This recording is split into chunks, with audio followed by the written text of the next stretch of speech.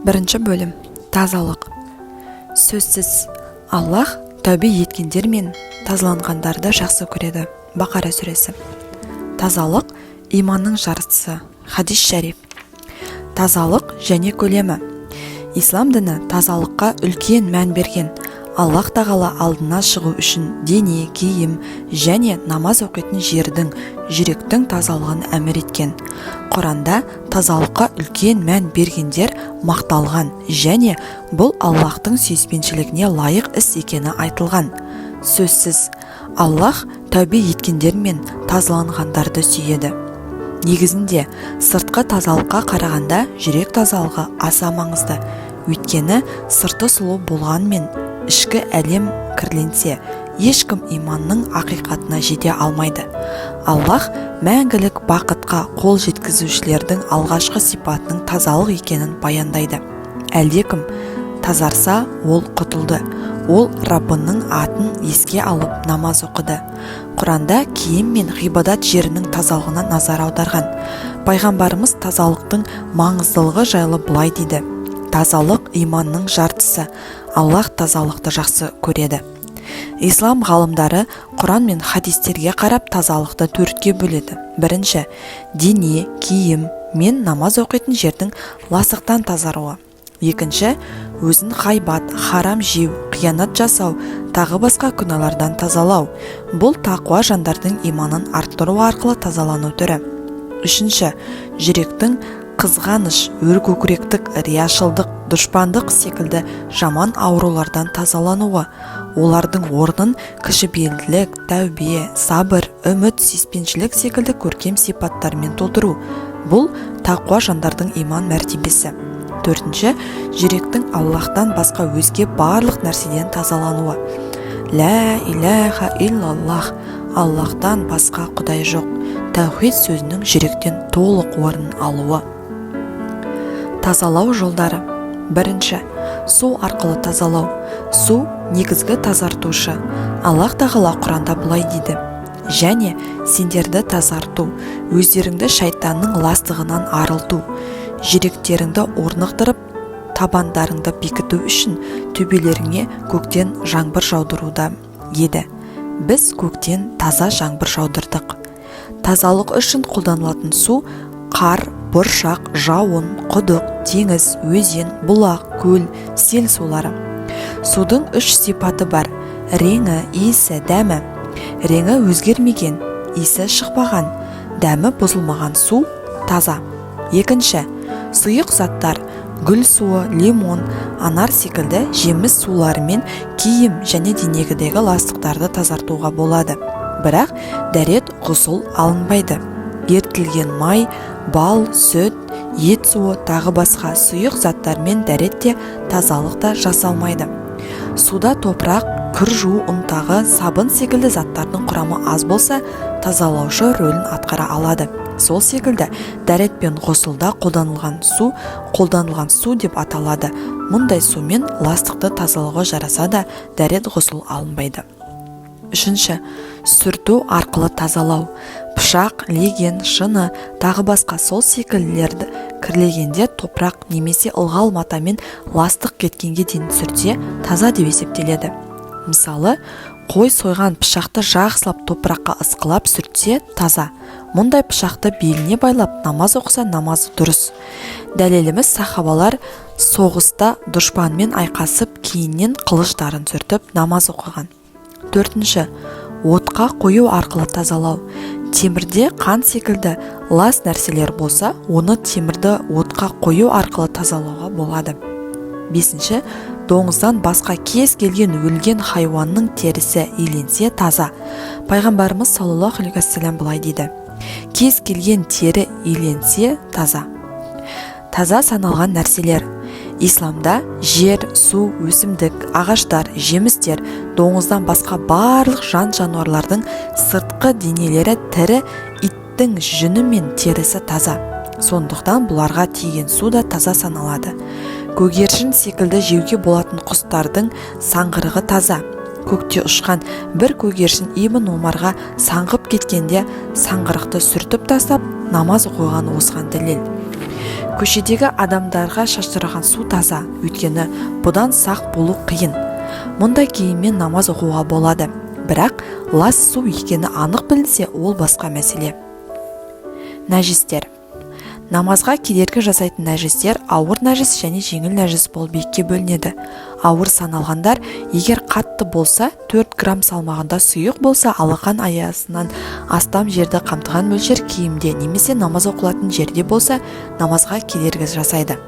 Жеңілге келсек, бұл дененің аяқ киімінің 4-тен 1-нен аз мөлшері намазға кедергі жасамайды. Ауыр ластық.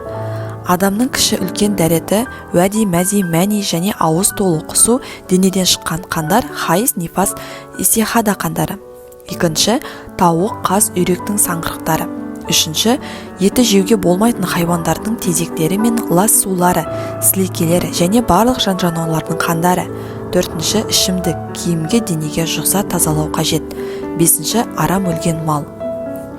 Жеңіл ластық. Бірінші, етін жеуге болатын қой, ешкі, жылқы секілді жануарлар мен жабайы аңдардың тезектері, лас сулары Әбу Юсуф пен имам Мұхаммедтің көзқарасы бойынша жеңіл ластық. Екінші, етін жеуге болмайтын бүркіт, сауысқан секілді әуеде ұшқан құстардың саңғырықтары. Үшінші, әрбір малдың еті сол малдың ластығы. Әжетхана әдебі. Әжетханаға кірерде пайғамбарымыз мына дұғасы оқылады. Аллахумма инни аузу бика минал хубси вал хабайс. Аллахым, ластықтан және лас нәрселерден саған сыйынамын. Бұдан кейін ішке кірерде сол аяқпен шығарда оң аяқпен шығу. Дәрет сындырған адам сол қолын пайдалану керек. Пайғамбарымыз оң қолмен алуға тыйым салған. Сыртқа шыққан кезде Альхамдулиллахи лази азхаба аннил аза ва афани. Қиындықтан арылтып, жеңілдік берген Аллахқа шүкір дұғасы оқылады. Ел жүретін жерге дәрет сындыру дұрыс емес. Пайғамбарымыз кімде-кім мұсылмандардың жүрген жолына дәрет сындырса, Аллах пен періштелер және барлық адамдар оған лағнет етсін деп қатты ескерткен. Басқа хадисте былай айтылады: 3 нәрседен сақтаныңдар: су қайнары, жол ортасы және көлеңке. Мұндай жерлерге дәрет сындырмаңдар. Аллах елшісі осылайша тазалыққа қатты маңыз берген. Әжетханада Құран оқымау, сөйлемеу керек. Құблаға қарап немесе арқасына беріп отыруға болмайды. Истинжа. Истинжа қан, мәни, үлкен дәрет, кіші дәрет сияқты ластықтардан тазалану. Су арқылы сахарада кішкене таспен де тазалауға болады. Пайғамбарымыздан сұрағанда су мен тас арқылы деп жауап берген. Бірақ көмір сүйекпен тазалау мәкрух. Арнайы жасалған әжетханада қағазы мен басқа да қағаздар жарамды. Истибра. Истибра кіші дәрет қалдықтарынан түгелде арылу. Кіші дәретке истибра жасау сүннет. Истибра дәрет алмастан бұрын аздап күту, жүру, жөтелу арқылы жасалады. Бұл ер кісілерге байланысты іс. Истибраға мына хадис дәлел. Аллах елшісі саллаллаху алейхи вассалам 2 қабірдің жанынан өтті де былай деді: олар азап шегуде, азабы үлкен бір іс үшін емес, кіші дәрет сындырғаннан кейін истибра жасамайтындар. Ғұсыл жуыну, шомылу деген мағынаны берсе, шариғат терминінде бүкіл дененің арнайы түрде толық жуылуын білдіреді. Ғұсыл алатын жағдайлар: бірінші, жүніп болу, жыныстық қатынас, ихтилам немесе соған ұқсас жағдайлар арқылы мәниден сыртқа шығуы. Есінен танған, мастығынан айыққан, ұйқысынан тұрған адам бойынан бөлінген ылғал бір нәрсе көрсе, ғұсыл алғаны абзал. Ерлі-зайыптылар арасында жыныстық қатынаста мәни шықпаса да ғұсыл қажет. Пайғамбарымыз осылай ескерткен. Аллах елшісі былай деді: мәзиде дәрет, мәниде ғұсыл бар. Яғни құмарлық сезімсіз ақса да ғұсыл қажет. Әбу Ханифа мен имам Мұхаммедтің көзқарасы осындай. Екінші, хайыз және нифас. Әйел затының хайыз бен нифас кезеңі аяқталғанда ғұсыл алынуы парыз. Құранда былай деді: Мұхаммед, олар сенен етеккір жайында сұрайды. Оларға ол жиіркенішті нәрсе. Етеккір кезінде әйелдерден аулақ болыңдар. Оларға тазаланғанға дейін жақындаспаңдар. Қашан толық тазарса, Аллахтың өздеріңе бұйырған жерінен оларға жақындасыңдар де. Пайғамбарымыз Әбу Хурайш қызы Фатимаға былай дейді: хайыз қаны аққанда намаз оқуды доғар, тоқтағанда ғұсыл алып оқы. Үшінші, мәйітке. яғни шейіттен басқа барлық мәтке ғұсыл құю мұсылмандарға кифая парыз. 4. Жаңа мұсылман болған адамға ғұсыл алу парыз.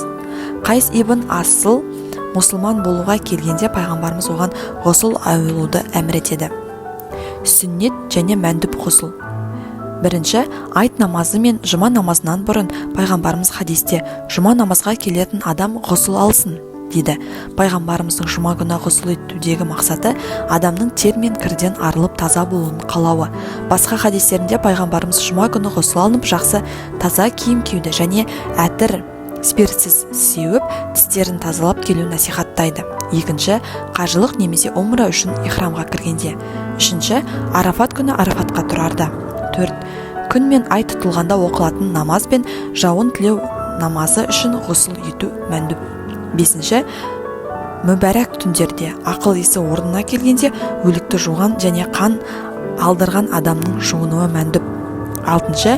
Үдзір қаннан айыққан әйелдің жуынуы. 7. Сапардан оралған жаңа киім киген адамның жуынуы. 8. Күнәға тәубе ету үшін жуыну. Ғұсыл парыздары. Құранда ғұсылдың парыз болуы айтылады. Егер жүніп болсаңдар, толық тазаланыңдар.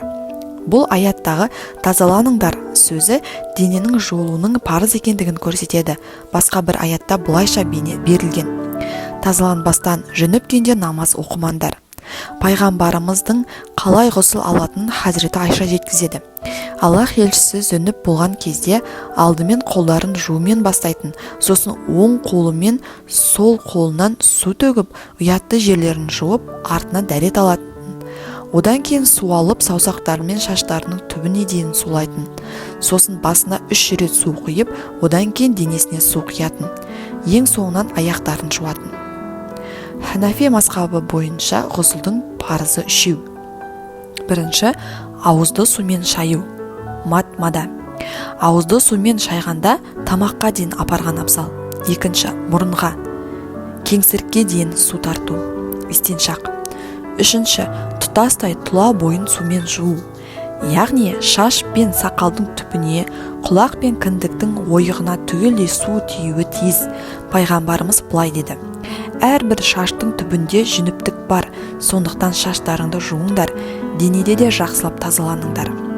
Ислам дінінде тазалыққа қандай маңыз берілсе, жеңілдікке де соншалық маңыз берілген.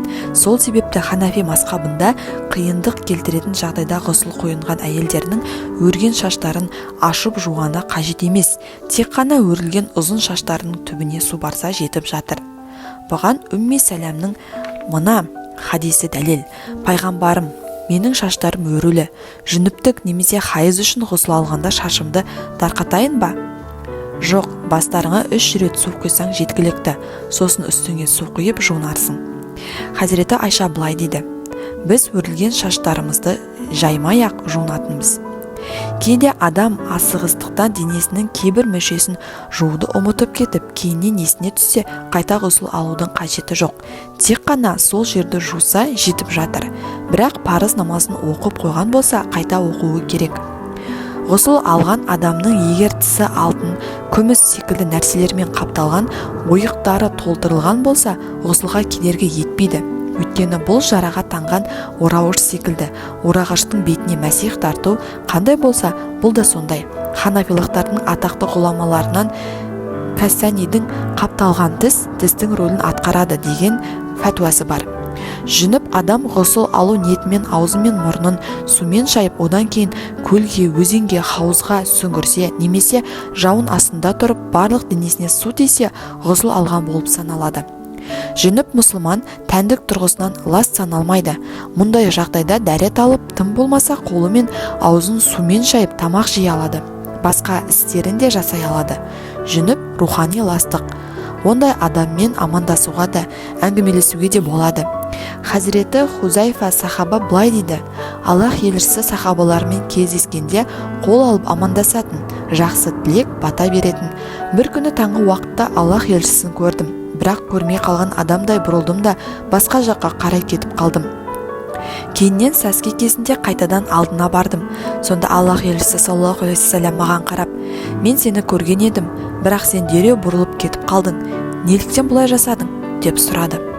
Пайғамбарым, мен ол кезде жүніп едім. Менімен қол алысып амандасуынан қорқып бұрылып кетіп қалдым, дедім. Аллах елшісі сонда, мұсылман ешқашан лас болмайды, деп жауап қатты. Ғұсыл құйынған адамның дәреті де болады, яғни жекеле дәрет алудың қажеті жоқ. Өйткені ғұсыл алған адам барлық мүшесін жуады, дәреттің парыздары да соның ішіне кірмейтін бе еді. Бұған байланысты Хазіреті Айша айтады: Аллах елшісі саллаллаху алейхи вассалам ғұсыл құйынып, таң намазының сүннеті мен парызын оқитын, оның ғұсылдан кейін дәрет алғаны есінде жоқ. Ғұсыл сүннеттері: бірінші, алдымен бисмиллах деп бастау, екінші, ниет ету. Шафиғилерде ниет ету парыз. Үшінші, әурет, ұятты жерлерді жуу, денеде лас жерлер болса тазалау. Төртінші, дәрет алу. Бесінші, 3 рет басын, 3 рет оң иыққа және 3 рет сол иыққа су төгу. Әрбір құйылған суды денесінің барлық жеріне жеткізу. Алтыншы, ғұсыл алғанда сөйлемеу. Жетінші, ғұсыл құйынып жатқанда құбыла жаққа тура да терісте қарап тұрмау, яғни жанымен тұру. Әурет жерді жабық тұрса қарауға болады. 8. Жалғыз өзі болса да әурет жерін жабу. Монша, көл, тағы басқа адамдар арасында әурет жері ашық күйде жуыну харам.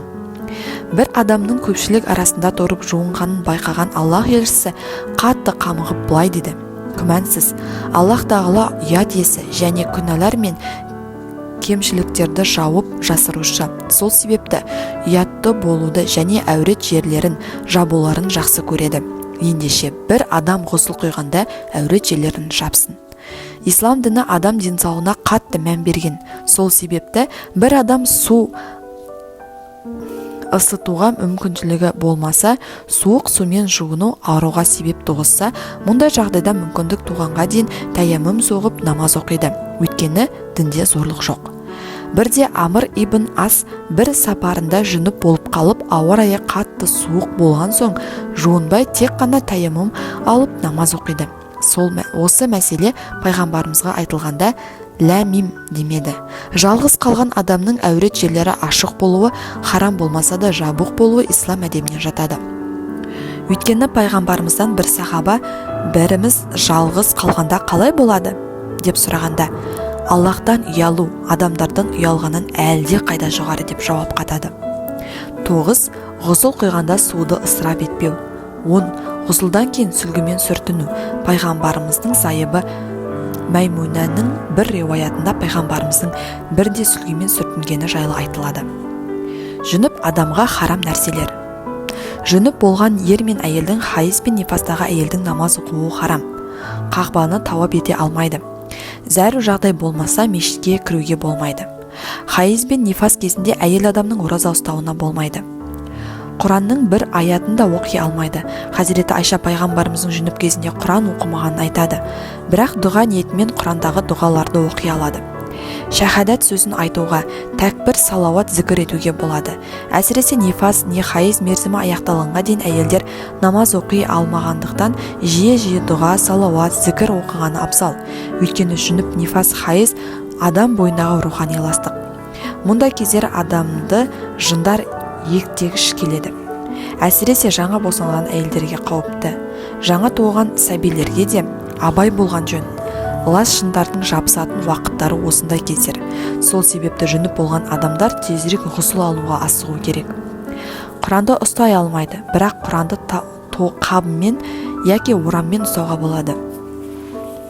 Әйелдердің хайыз, нифас және үзір халі. Истихада. Аллах тағала әйел затының рухы мен тәні жағынан ерлерге қарағанда бөлек жаратқан. Мысалы, әйел аса мейірімді, рақымды, тез қамығып, тез қуанатын сезімтал етіп жаратылған. Осы әйел затында хайыз, нифас, үзір халдері бар. Әйелдің балиғат жасына жетуі де хайыздың алғашқы көрінуімен басталады. Хайыз әр айдың белгілі күндерінде әйел адамдарға кездесіп кей ғибадаттарына кедергі келтіретін қан. Әйел хайызы имам Азам мәзһабы бойынша шамамен 9 жасынан 55 жасына дейін жалғасады. Хайыз пайда болған әйел намазы мен оразасын дереу доғарады, бірақ оразасының кейін қазасын ұстайды. Хайыз күндеріндегі намаздарының қазаларын жеңілдік қағидасына байланысты өтеуіне қажетті жоқ.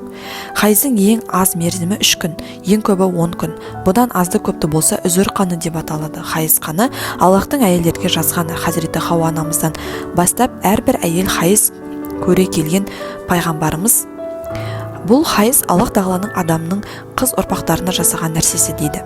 Нифас әйел адам босанғаннан кейін пайда болғантын қан. Мұның белгілі бір мерзімі жоқ. Ханафилер бойынша нифастың ең ұзақ уақыты 40 күн. Умми Сәлема былай дейді: нифасты әйел Аллах елшісі саллаллаху алейхи вассалам заманында 40 түн кететін. Нифас мерзімінде нифас қаны кейбір күндері тыйылып, сосын қайта жалғасса, тыйылған бұл күндер де нифас күндері болып саналады. Хайыз бен нифас қандары тоқтаған кезде ғұсыл алу қажет. Аллах тағала былай дейді: Мұхаммед, олар сенен етеккір жайында сұрайды. Оларға ол жиіркенішті нәрсе. Етеккір кезінде әйелдерінен алыс тұрыңдар. Оларға тазарғанға дейін жақындаспаңдар. Қашан олар толық тазарса, оларға Аллахтың өздеріне бұйырған жерлерінен жақындасыңдар де. Әйелдер мұндай кезде намаз оқи алмайды, ораза да ұстай алмайды, бірақ оразаның қазасын кейін өтейді. Қажылық кезінде қағбаны тауап ете алмайды, Құран оқи алмайды. Пайғамбарымыз хайыз жүніп болған әйел Құран оқи алмайды дейді. Ханафилер бойынша мұндай кезде әйелдер Құранды жатқа дұға ниетінде оқуға болады. Сол секілді мешітке де кіруіне болмайды. Бір хадисте былай айтылған: ешқандай хайыз әйел жүніп кісі мешітке кіре алмайды. Етеккір кезінде жыныстық қатынаста жасай алмайды. Аятта былай айтылады: Мұхаммед, олар сенен етеккір жайында сұрайды. Оларға тазарғанға дейін жақындаспаңдар де. Әйелдің үзір қаны, истихада. Үзір қаны құрсақтан емес, дененің бір тамырынан ағатын қан. Балиғат жасына жеткен әйелдің 3 күннен аз, 10 күннен артық аққан қаны хайыз қаны емес, үзір қаны болып табылады. Нифас болған әйелдің 40 күннен кейін және жүкті кезіндегі қаны да үзір қаны. Әйелдің мұндай үзірі ғибадатқа кедергі келтірмейді. Тек дәреті болған кезде ақса, жарадан аққан қан секілді дәретті бұзады. Тоқтаусыз жалғасса, әйел үзірлі қатарына жатып, әр уақыт намазға арнайы дәрет алады.